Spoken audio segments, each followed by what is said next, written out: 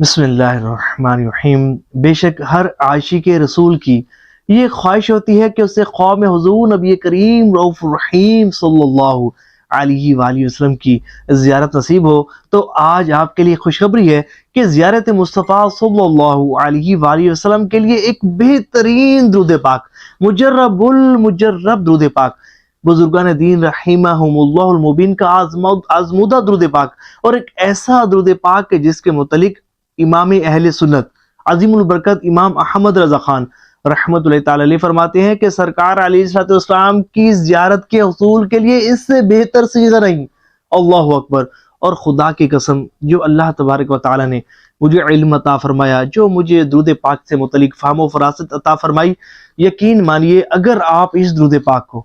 توجہ کے ساتھ پڑھیں گے، خشوع و خضوع کے ساتھ پڑھیں گے، حضور نبی کریم صلی اللہ علیہ وآلہ وسلم کی محبت میں ڈوب کر اس درود پاک کو پڑھیں گے، گناہوں سے کنارہ کشی اختیار کریں گے، توجہ کے ساتھ، اہتمام کے ساتھ، ادب کے ساتھ حضور نبی پاک علیہ السلام کا مبارک تصور جما کر اس درود پاک کو پڑھیں گے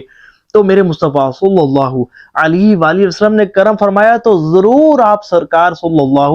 علیہ وآلہ وسلم کی زیارت سے بھی نوازے جائیں گے۔ اور یہ وہ خاص درود پاک ہے، خاص الخاص درود پاک ہے کہ اس کی کثرت کرنے سے آپ کو سرکار علیہ السلام کی توجہ بھی نصیب ہوگی، حضور کا قرب خاص بھی آپ کو نصیب ہوگا، اور توجہ کے ساتھ پڑھیں گے تو مدینہ شریف حاضری کا بھی شرف نصیب ہوگا، اور بگڑے کام آپ کے سنورنا شروع ہو جائیں گے، مشکلات، پریشانیاں، مصیبتیں، ٹینشن، تکلیفیں،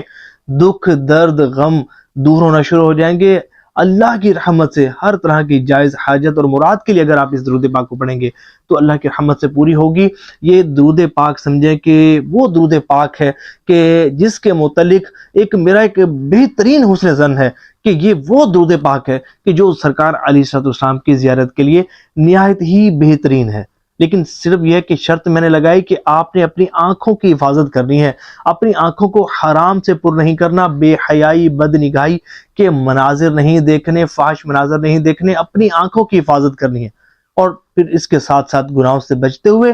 آپ نے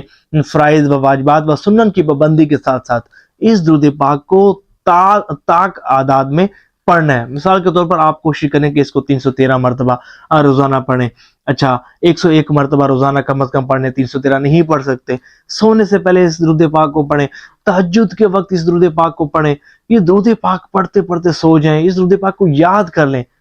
اور سمجھیں کہ تصور جما کر حضور کی محبت میں ڈوب کر آپ نے اس درود پاک کو پڑھنا ہے تو میرے مصطفیٰ صلی اللہ علیہ وآلہ وسلم نے کرم نوازی فرمائی تو جلد ہی حضور صلی اللہ علیہ وآلہ وسلم کی زیارت سے نوازے جائیں گے۔ یہ درود پاک ہے، اس کا آپ سکرین شاٹ لے لیں، اور اس کو یاد کرنا کوئی مشکل نہیں ہے، اس کو یاد کریں اور اس درود پاک کو، یہ جو صیغے ہیں ان کو پڑھیں آپ، اور پھر کرم نوازیاں دیکھیں، پھر اللہ کی رحمت کی برسات دیکھیں، پھر نوازشوں کی، پھر انعامات کی برسات دیکھیں، پھر وہ کچھ ملے گا اس درود پاک کو پڑھنے سے کہ جس کا آپ تصور بھی نہیں کر سکتے۔